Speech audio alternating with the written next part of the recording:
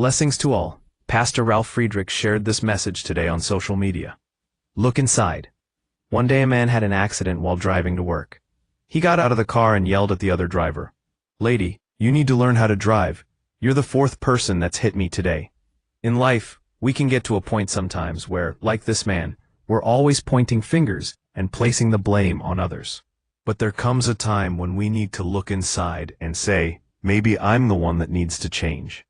If you're finding fault all the time and developing a habit of seeing the bad rather than the good, if you're skeptical and have trained yourself to be cynical and sarcastic rather than believing the best, if you're constantly blaming everyone for everything that's going wrong in your life, then maybe it's time to look inward instead of at others.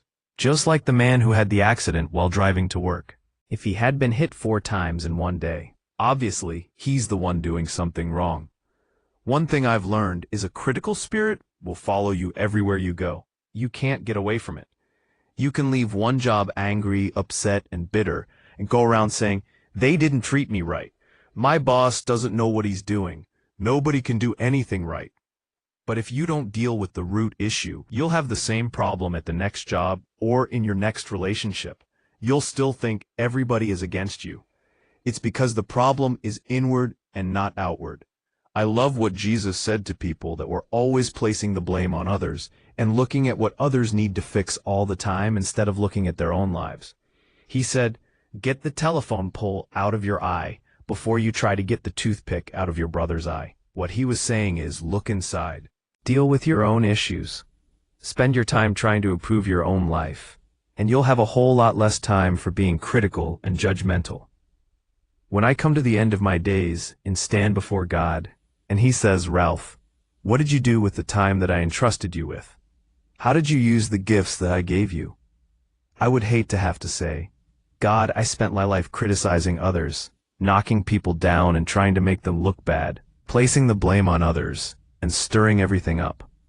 I have a hard time believing that God is going to say, "Well done, you good and faithful servant. You did just what I asked." No, I imagine God is going to say, "Do me a favor. Clean your own window. Look inward before you come up here. If not, before long, you'll be finding fault with me." Pastor Ralf Friedrichs said that today. You can make the switch. You can work on cleaning your own windows. You can wipe away the judgment, criticism, and fault-finding, which may be the things that have held you back for years. Love believes the best in others. It always sees the good. And when there is blame or a fault to be found, instead of looking outward, first look inward. Don't be afraid to look inward and humble yourself before God. After all, when we're humble, we give God the opportunity to promote and bless us. 1 Peter 5:6.